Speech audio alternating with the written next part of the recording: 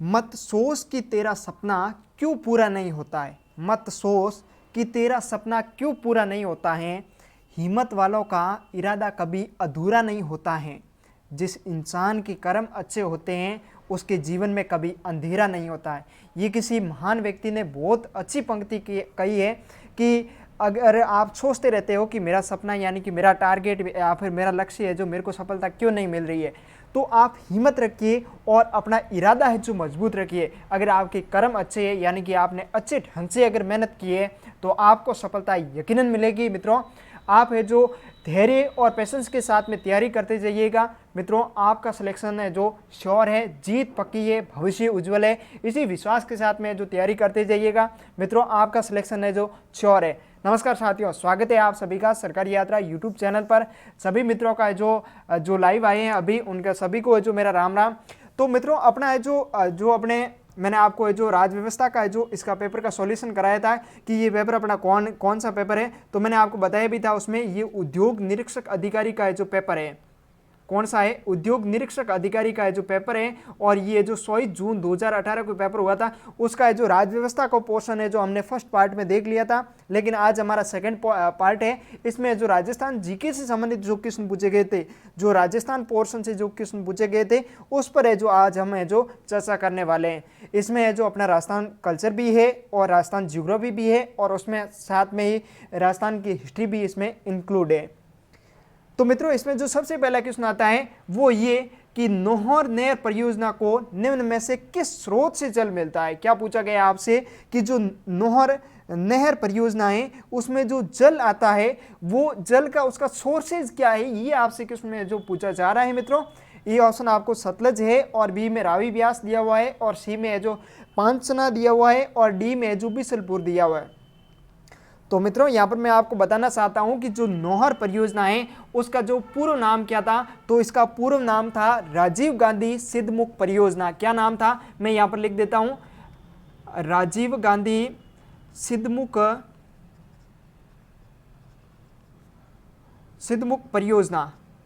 शायद आपको यहाँ पर है जो पढ़ने में थोड़ा असुविधा होगी, इसके लिए खेद है हमें, लेकिन आप साथ साथ में जो मैं बोल रहा हूँ उसको नोट करते जाइएगा। आपको मैं फिर बता रहा हूँ कि आप अब मेरा लाइव सेशन अगर देख रहे हो तो आप है जो एक नोटबुक है जो और उसके साथ में एक पेन कॉपी लेकर बैठे, ताकि ये जो अच्छे से जो उन पॉइंटों को नोट करते जाए जो आपको पता नहीं है। देखो मित्रों, यहाँ पर जो नौहर परियोजना की बात हो रही है तो इसका जो पुराना नाम था वो क्या था, राजीव गांधी सिद्धमुख परियोजना था। और ये जो नहर है इससे सिंचाई कहाँ पर होती है, तो ये सिंचाई है जो नौर, देखो नौर शब्द आया तो नौर कहाँ पर है, हनुमानगढ़ में। कहाँ पर है नौर, हनुमानगढ़ में। और हनुमानगढ़ का एक और स्थान है जिसका नाम क्या है, भादरा। क्या नाम है, भादरा और नौर हनुमानगढ़ के। और उसके साथ में जो राजगढ़ और तारानगर जो चूरू में है, जहाँ के अपने सुभाष जी सर है, ठीक है, राजगढ़ और तारानगर है जो चूरू में है, जो नौर नहर परियोजना है जो अभी ये जो यहाँ पर है जो ये चल रही है। देखो यहाँ पर जल सोर्स की बात हो रही है, ठीक है, तो इसका जो जल का सोर्सेज है वो कौन सी है, रावी और व्यास नदी है, वहाँ से ये जो नौर नहर परियोजना में जो जल का है जो आवागमन होता है, यानी कि वहाँ से जो इनकी पूर्ति होती है। और ये जो परियोजना है ये 1981 में जो पंजाब और हरियाणा और राजस्थान के साथ में जो समझौता था उसी के परिणाम स्वरूप है जो नौहर नहर परियोजना में जो जल आता है रावी व्यास से। चलो मित्रों, शायद ये आपको अच्छे ढंग से समझ में आ गया होगा। बढ़ते हैं अगले क्वेश्चन की तरफ। अगले क्वेश्चन है 62 नंबर क्वेश्चन। इसमें आपको पूछा गया है कि राजस्थान राज्य में पानी लेखा परीक्षा का मुख्य उद्देश्य क्या है। क्या पूछा गया है कि राजस्थान राज्य में पानी लेखा परीक्षा का मुख्य उद्देश्य क्या है, ये आपसे क्वेश्चन पूछा गया है। तो यहाँ पर मैं आपको बता दूं कि जो राजस्थान राज्य पानी लेखा परीक्षा है उसका जो मुख्य तौर से काम है वो कौन सा है, बी पॉइंट है वो सटीक बैठता है, बी आंसर सटीक बैठता है कि पानी लेखा जो परीक्षा है उसका काम क्या होता है, जल संबंध संरचनाओं का जो प्रभावों, उत्पादकता और रख रखाव और सुरक्षा करना है जो उसका कार्य है। और ये अच्छा क्वेश्चन है, हाल ही के समय में पूछा गया है, आप नोट कर दीजिएगा क्योंकि हो सकता है कि आपके किसी एग्जाम में ये क्वेश्चन है जो पूछा जा सकता है। और ये पेपर है वो मैं आपको बता दूं कि ये किसने कलेक्ट कराया था, तो ये कनेक्ट कराया था RSSB यानी कि राजस्थान कर्मचारी चयन बोर्ड ने जो ये एग्जाम आपका कराया था, ठीक है मित्रों, ये क्वेश्चन आपको अच्छे ढंग से समझ में आ गया होगा। चलो बढ़ते हैं अगले क्वेश्चन की तरफ। अगले क्वेश्चन में आपसे पूछा जा रहा है कि निम्न में से कौन सा क्षेत्र राजस्थान में BSHW प्रकार की जलवायु कोपेन के वर्गीकरण के अनुसार है जो दर्शाता है। क्या पूछा गया है कि जो BSHW प्रकार की जो कोपेन की जलवायु वर्गीकरण है उसको है जो कौन सा है जो तथ्य दर्शाता है। तो ये ऑप्शन में आपको दिया हुआ है कि अरावली के दक्षिण का भाग, और बी है अरावली के उत्तर का भाग, और सी है अरावली के पश्चिम का भाग, और डी है अरावली के पूर्व का भाग। तो मित्रों देखो यहाँ पर मैं आपको बताना चाहता हूँ कि कोपेन का जलवायु वर्गीकरण है जो किस प्रकार से जो यानी कि आप यहाँ पर मैप से थोड़ा समझने का प्रयास कीजिए। मैप देखिए ये मैप है, ठीक है ना, आप समझिए ये मैप है, ठीक है। तो देखो ये क्या है, ये अरावली है, इस प्रकार से अरावली है, तो ये अरावली है। और अरावली के जो इस शोर वाला भाग है, ये वाला पूरा पूरा जो ये वाला भाग है ना, ये कोपेन की कौन सी जलवायु वर्गीकरण के अंतर्गत आता है, तो वो मैं आपको बता दूं BWHW। कौन सा? BWHW, यानी कि जो अरावली के जो शुष्क प्रदेश वाले जिले वो तो किस में आते हैं? BWHW में आते हैं। जबकि जो ये वाला क्षेत्र है जैसे कि बाड़मेर का है जो दक्षिण क्षेत्र हो गया, जोधपुर है, जालोर है, सिरोही है, और उसके साथ में जो पाली है, और उसके साथ में जो नागौर का क्षेत्र है, ये सभी ये जो किस में आता है? BSHW में आता है, ठीक है। और फिर ये वाला जो क्षेत्र है अरावली का जो पूर्वी भाग है और उसके साथ में राजस्थान का पूर्वी और मध्य भाग है, ये किस में आता है? CWG में आता है। किस में आता है? CWG में आता है। और ये जो पठारी भाग है राजस्थान का और उसके साथ में जो बांसवाड़ा डूंगरपुर का क्षेत्र है, ये किस में आता है? तो ये AW में आता है। किस में आता है? AW में आता है। ये जो कोपेन ने इस प्रकार से जो राजस्थान की जलवायु को जो वर्गीकृत किया था, तो इसमें जो सटीक पॉइंट यानी कि सटीक आंसर है वो कौन सा है? अरावली का जो अपने आप कह सकते हो कि अरावली का जो पश्चिमी भाग है, कौन सा? अरावली का जो पश्चिमी भाग है वो किस में आता है? वो है जो BSHW प्रकार की कोपेन की जलवायु में आता है। तो इसका राइट आंसर क्या हो जाएगा? सी इसका राइट आंसर हो जाएगा। मैं ये आशा करता हूं कि आपको कोपेन का जलवायु वर्गीकरण मैंने जिस प्रकार से आपको समझाया है वो अच्छे ढंग से जो समझ में आया होगा। चलो बढ़ते हैं अगले क्वेश्चन की तरफ, क्योंकि आज के समय में जो कोपेन का जलवायु वर्गीकरण है उसके साथ में जो टिवार्था का जलवायु वर्गीकरण है, या फिर मिटियो में आप ले लो जो नवीन वर्गीकरण है अमेरिका वैज्ञानिकों का, वे अभी हाल ही के समय के जो थोड़े ट्रेंडिंग क्वेश्चन है और पूछे भी जाते हैं, आप ध्यान में रखिएगा। अगला क्वेश्चन है कि रोतु क्या दिया हुआ आपको? रोतु राजस्थान के रिक्त स्थान दिया हुआ है, जिले का आरक्षित वन्य क्षेत्र है। क्या पूछा गया है? जो राजस्थान की कंजर्वेशन रिजर्व जो सेंटर है, रिजर्व जो स्थान है, जो सविधा है, उनमें से जो रोतु है वो राजस्थान की कौन से है जो जिले में है जो आरक्षित वन क्षेत्र है? ये आपसे क्वेश्चन पूछा गया है। ए ऑप्शन में आपको चित्तौड़ ऑप्शन में दिया हुआ है, बी में बीकानेर, और सी में नागौर दिया हुआ है, और डी में जो आपको चूरू ऑप्शन में दिया हुआ है। तो जल्दी से कमेंट करके बताइए इसका राइट आंसर क्या है, क्योंकि मैंने आपको जो पटवार की मैंने लाइव टेस्ट सीरीज करवाई थी तो उसमें मैंने इस क्वेश्चन को करवाया भी था। आपको बताइए जल्दी से कमेंट करके।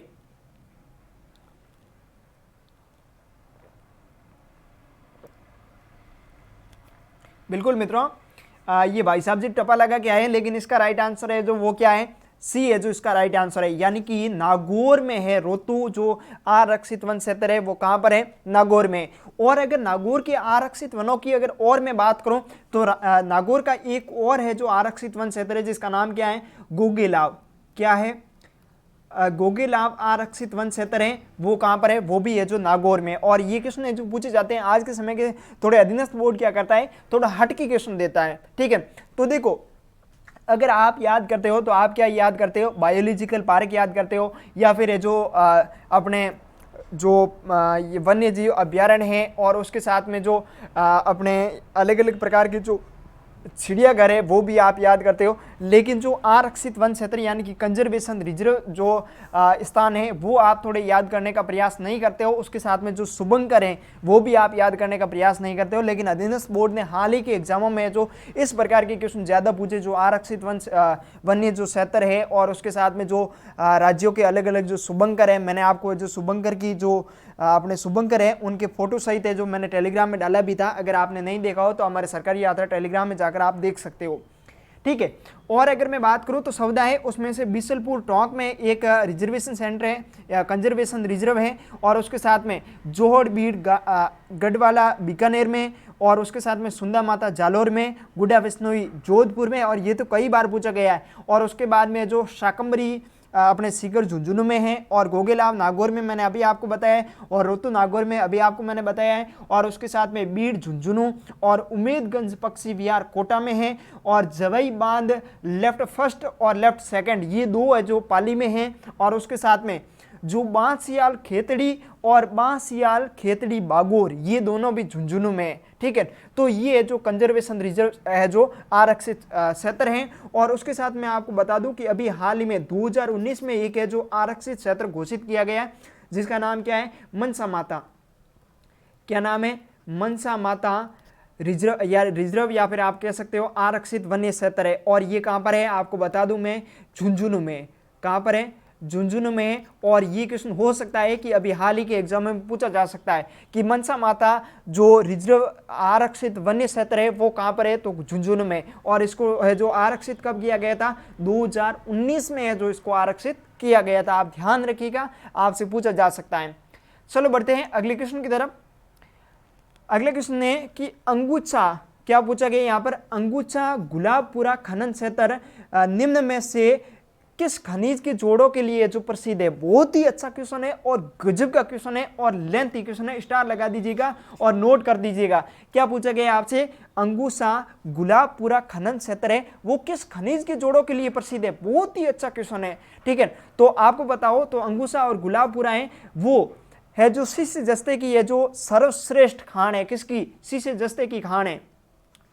किसकी है, शीशा और जस्ते की है जो गुलाबपुरा। और ये गुलाबपुरा और अंगुसा है कहां पर, तो मैं आपको बता दूं ये भीलवाड़ा में। कहां पर है, भीलवाड़ा में। और ये शीशे जस्ते के साथ साथ में जो चांदी की भी है जो सर्वोत्तम खान है।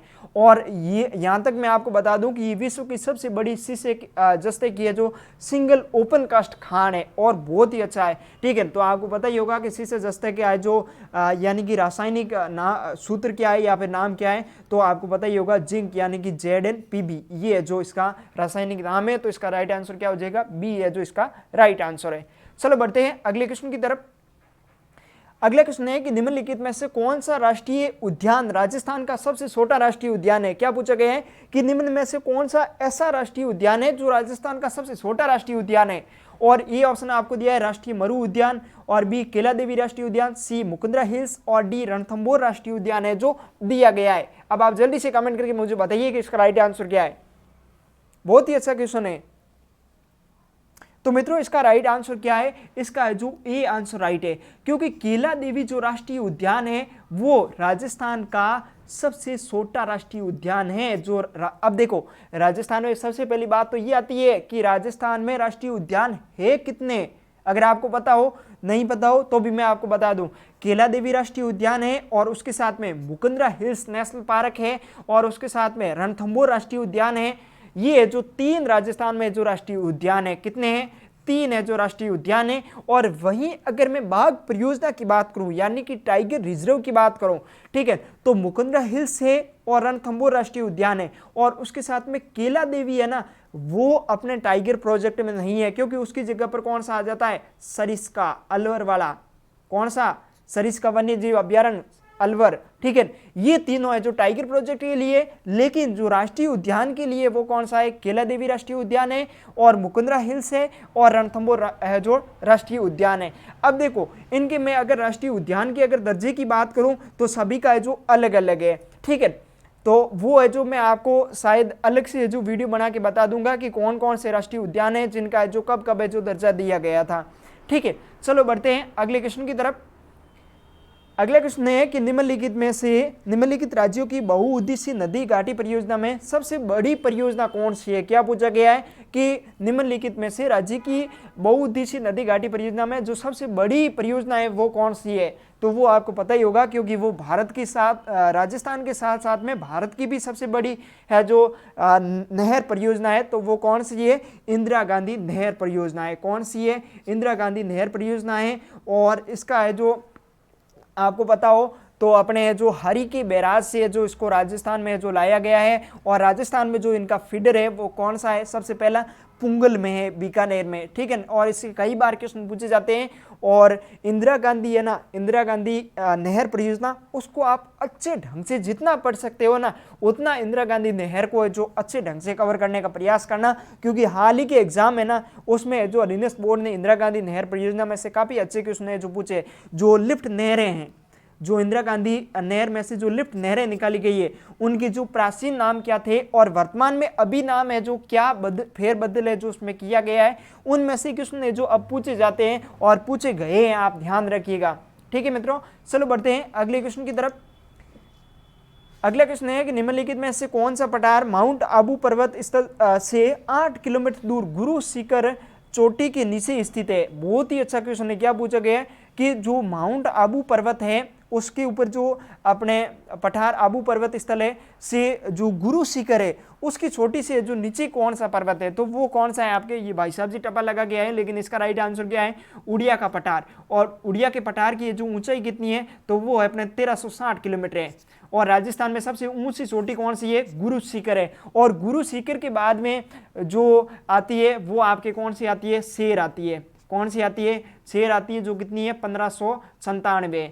और गुरु शिखर की तो आपको पता ही होगा, सभी के रटी हुई है, ठीक है। और उसके बाद में जो उड़िया का पठार है ना उसकी छोटी कई बार है जो पूछी जाती है कि उसकी ऊंचाई कितनी है, तो इसकी ऊंचाई कितनी है 1360 किलोमीटर है। और उसके बाद में जो लगभग -100 यानी कि 1360 से जो आप 160 माइनस करोगे तो आबू पर्वत की जो लगभग 1200 मीटर के आसपास है जो इसकी, यहाँ पर मैंने किलोमीटर बता दिया था, समझ आता हूँ मीटर, ठीक है। 1200 मीटर ऊंचाई किसकी है, आबू पर्वत की है, ठीक है। लेकिन देखो यहाँ पर जो 1360 है वो किसकी है, उड़िया के पठार की है। आबू के पर्वत की कितनी है, 1200 मीटर है। और जो गुरु शिखर है वो राजस्थान की सबसे ऊंची चोटी है, इसकी आपको पता ही होगा 1722 मीटर है। और उसके बाद में जो दूसरी छोटी आती है वो कौन सी है, शेर है, कितनी है 1597। ध्यान रखिएगा, जो भी राजस्थान में जो पर्वत श्रेणियां हैं उनको आप क्रम के रूप में व्यवस्थित कर देना, क्योंकि अधीनस्थ बोर्ड है जो कहीं से भी पूछ सकता है। अगर आप राजस्थान कर्मचारी चयन बोर्ड के किसी एग्जाम की तैयारी कर रहे हो तो हर एक जितनी राजस्थान में चोटियां हैं ना उसको आपको क्रम से व्यवस्थित करके जो याद कर लेना, क्योंकि वो कभी ऊंचाई तो पूछे या नहीं पूछे, लेकिन वो क्रम है जो जरूर पूछता है, चाहे वो छोटी अगर छोटी भी हो या फिर बड़ी हो, कोई भी हो, लेकिन वो क्रम है जो कई बार है जो पूछता है। और पटवार में आपको पता हो तो 2016 का पटवार और ग्राम सेवक 2016 का उठा के देख लेना, ठीक है। उसमें जो कई छोटियां ऐसी थी जिनकी आपने जो कभी उसकी ऊंचाई तक नहीं पढ़ी होगी, लेकिन उसको जो क्रम से सीक्वेंस से व्यवस्थित करने का है जो उसने क्वेश्चन पूछा था, तो ध्यान रखिएगा। चलो बढ़ते हैं अगले क्वेश्चन की तरफ। अगला क्वेश्चन है कि राजस्थान के पश्चिमी विक्षोभ चक्रवात को कहते हैं। क्या पूछा गया है, राजस्थान में पश्चिमी विक्षोभ जो चक्रवात होता है उसको क्या कहते हैं। और बहुत ही अच्छा क्वेश्चन है। मैंने आपको अभी जो अपना अगला वीडियो था जो मैंने आपको 2015 का जब वन रक्षक का पेपर करवाया था तो उसमें ये क्वेश्चन आया भी था, ठीक है। तो इसका राइट आंसर क्या हो जाएगा, डी इसका राइट आंसर है। जो मावट है उसको क्या कहते हैं, पश्चिमी विक्षोभ चक्रवात है जो कहा जाता है। जबकि लू आपको बताओ तो लू मैंने आपको बताया भी था, लू क्या होती है, जो अपने पश्चिमी राजस्थान होते हैं उसमें जो गर्मियों के मौसम में जो हवा चलती है उसको क्या कहते हैं, लू कहते हैं, जो बहुत गर्म होती है, ठीक है। ओलावृष्टि क्या होती है, जब बर्फ गिरती है। अपने यहाँ पर तो पश्चिमी राजस्थान में बहुत कम होता है, लेकिन राजस्थान का जो पूर्वी प्रदेश है और उसके साथ में जो हिमालय की तरफ है, ठीक है, वहाँ पर है जो ओलावृष्टि है जो ज़्यादा होती है। चलो बढ़ते हैं अगले क्वेश्चन की तरफ। अगला क्वेश्चन है कि राजस्थान का क्लिप वृक्ष किसको कहते हैं। बहुत ही सिंपल सा क्वेश्चन है। और क्लिप वृक्ष किसको कहते हैं आपको पता भी होगा, कौन सा है, खेजड़ी। खेजड़ी को क्या कहते हैं, राजस्थान का क्लिप वृक्ष है जो कहा जाता है। चलो बढ़ते हैं अगले क्वेश्चन की तरफ। आपकी जो भी क्वेरी हो आप साथ साथ में मुझे कमेंट करके जो बता दीजिएगा। देखो अगला क्वेश्चन है कि सेई परियोजना का संबंध निम्न में से किस बांध से है। क्या पूछा गया है, जो सेई परियोजना है, कौन सी परियोजना की यहाँ पर बात हो रही है, सेई परियोजना की। और ये क्या पूछ रहा है कि जो सेई परियोजना है उसका संबंध किस बांध से है। तो ये मैं आपको बता दूं, जो अपने जवई बांध है।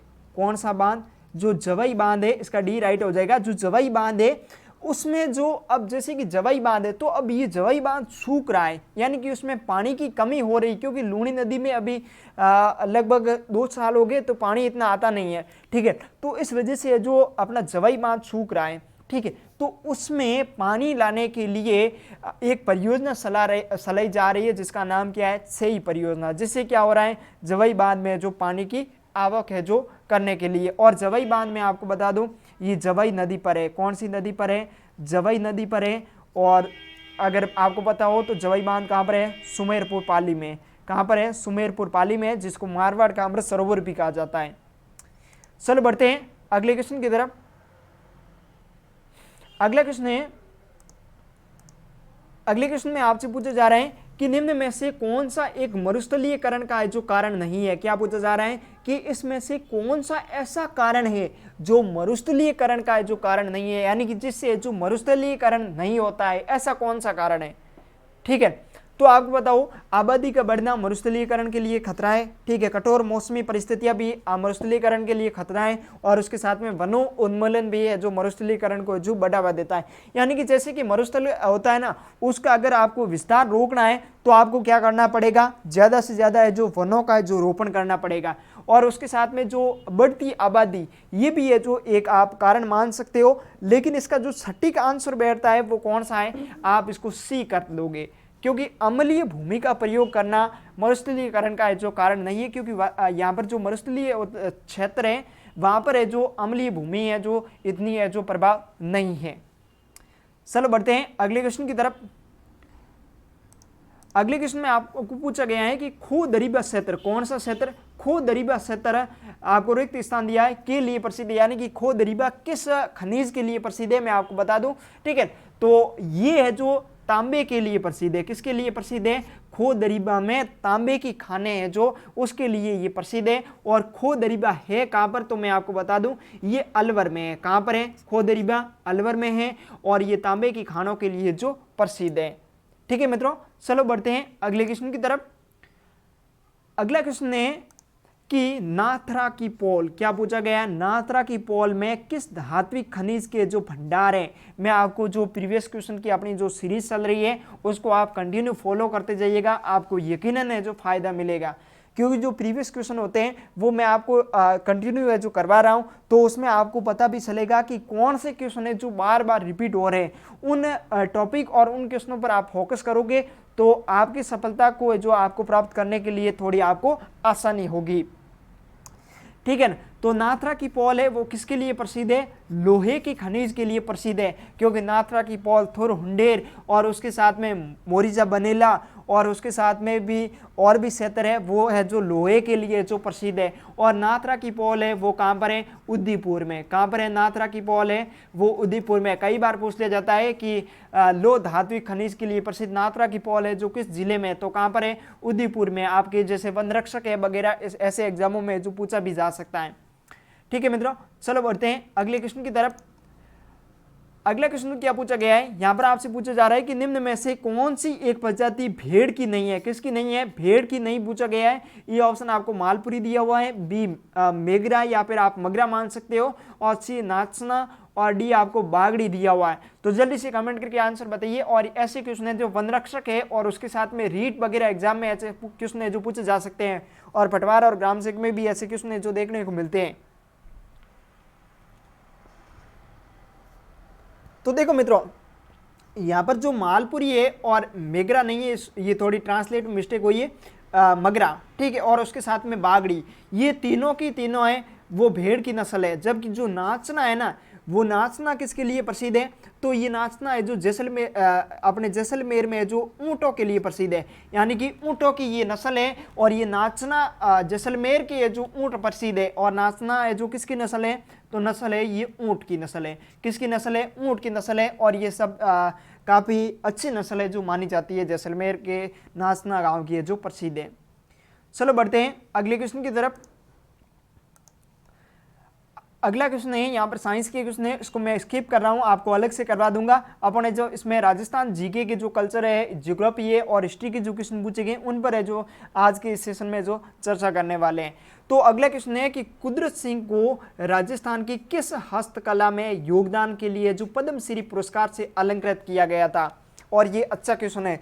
और साथियों, मैं आपकी जानकारी के लिए बता दूं कि हमारी ये जो पटवार कि ये जो विशेष सीरीज है जो हमने आरंभ की है, जिसके अंतर्गत जो पटवार के पूरा ऑल ओवर सिलेबस है उसको हमने 4 भागों में बांटा है, 25-25% सिलेबस के रूप में बांटा है। और उसके जो 4 टेस्ट होंगे उनके जो बीच में 10-10 दिन का गैप रखा है और आपको शेड्यूल भी दिया है ताकि आप है जो अच्छे ढंग से कर लो, ठीक है। और उस शेड्यूल है वो आपको जो सरकारी यात्रा टेलीग्राम ग्रुप में मिल जाएगा और वो अपना टेस्ट होगा वो केवल और केवल है जो लाइव चलेगा सरकारी यात्रा मोबाइल ऐप पर। बाकी कहीं पर है जो वो अपना पटवार का टेस्ट है जो लाइव नहीं होगा, केवल और केवल जो अपने सरकारी यात्रा मोबाइल ऐप में होगा।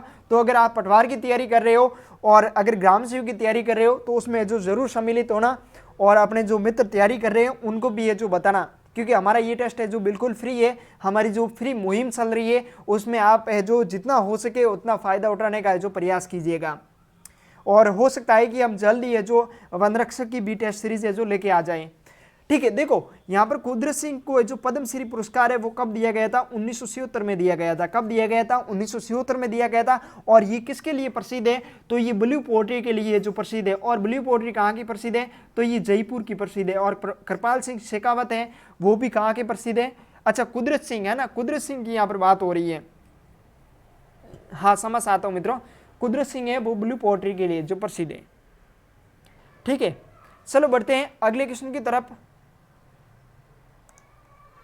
अगला क्वेश्चन है कि राजस्थान के किस लोक देवता के माता पिता का नाम हंसा देवी और लोट जी था? क्या पूछा गया है कि राजस्थान के कौन से लोक देवता हैं जिनका माता पिता का नाम हंसा देवी और लोट जी था? तो वो किन के माता पिता का नाम था? जाम्बू जी के माता पिता का जो नाम था। अच्छा क्वेश्चन है और ऐसे क्वेश्चन पूछे भी जाते हैं। राजस्थान की लोक देवता को आप अच्छे ढंग से करना क्योंकि आज के एग्जाम में जो पूछा जा रहा है। अगला क्वेश्चन है कि अंजुमन खातिम उल इस्लाम की स्थापना जो किस रियासत में हुई थी? और ये अच्छा क्वेश्चन है और हाल ही के समय में जो पूछा गया है, ठीक है। और आप नोट कर दीजिएगा, हो सकता है कि आपके किसी एग्जाम में पूछा जा सकता है। और ये कहाँ पर स्थापना की गई थी? अलवर रियासत में जो अंजुमन खादिम उल इस्लाम की जो स्थापना की गई थी। और साथियों आप इन क्वेश्चनों को जो आपको नहीं आ रहा है उनको नोट करते जाइएगा क्योंकि हो सकता है कि आपके एग्जाम में दोबारा रिपीट हो जाए क्योंकि अच्छे क्वेश्चन हैं। हमारी मुहिम ही यही है कि आपको प्रीवियस क्वेश्चन है जो सॉल्व करवाना, उसके साथ साथ में अच्छा मटेरियल देना, ठीक है। तो वो हमें जो आपको है जो अलग से अपनी क्लासें हैं जो जल्दी स्टार्ट करेंगे।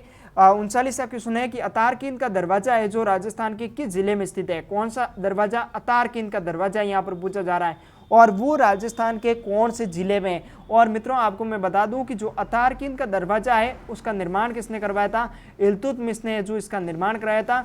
और इसी की प्रेरणा से जो अकबर है जो फिर है जो दरवाजों का जो निर्माण करवाता है। और ये दरवाजा है कहाँ पर?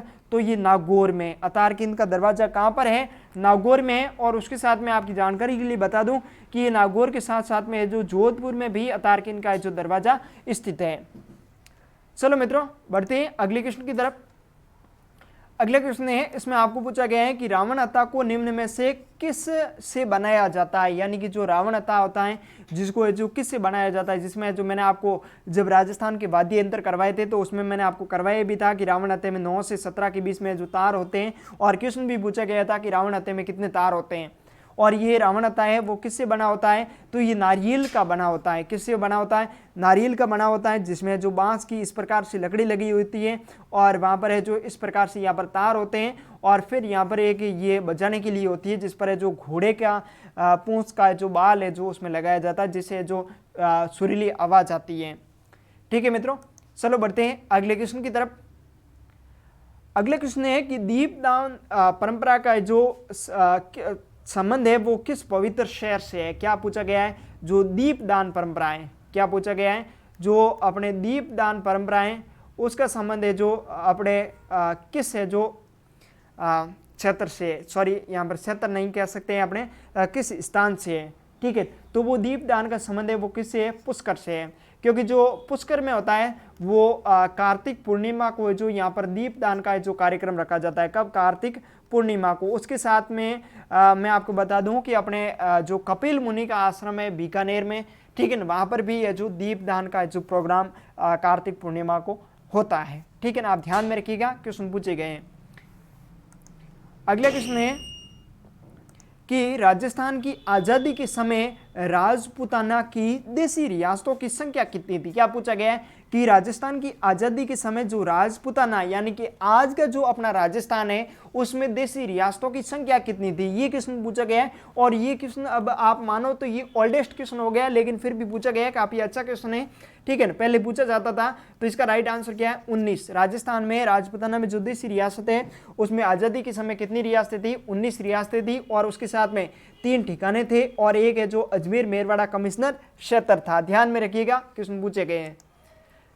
अगला क्वेश्चन है कि 1883 में गोविंद गिरी ने मेवाड़, डूंगरपुर, गुजरात और मालवा के भील और गरासिया जाति के लोगों को संगठित करने के लिए किस सभा की स्थापना की थी। क्या पूछा गया है कि 1883 में जिस सभा की स्थापना हुई थी, मैंने आपको जो अपने जनजातीय आंदोलन थे वहां पर मैंने आपको बताया भी था कि जो गोविंद गिरी होते हैं वो अपने जो यहाँ पर भीलों और गरासिया में जागृति के लिए जो संप सभा की स्थापना करते हैं। कौन सी सभा की? संप सभा की, जिसका जो आपको पता हो तो मैंने जिक्र भी किया था कि 17 नवंबर, कब? 17 नवंबर 1913 को एक घटना होती है, आपको पता हो तो, मानगढ़ धाम की घटना, जो इसी पेपर में पूछा गया था कि मानगढ़ धाम ऐतिहासिक पहाड़ी है जो कहां पर है, तो वो कहां पर है? बांसवाड़ा में। ध्यान रखिएगा, अभी इसी पेपर में जो पूछा गया था, ठीक है।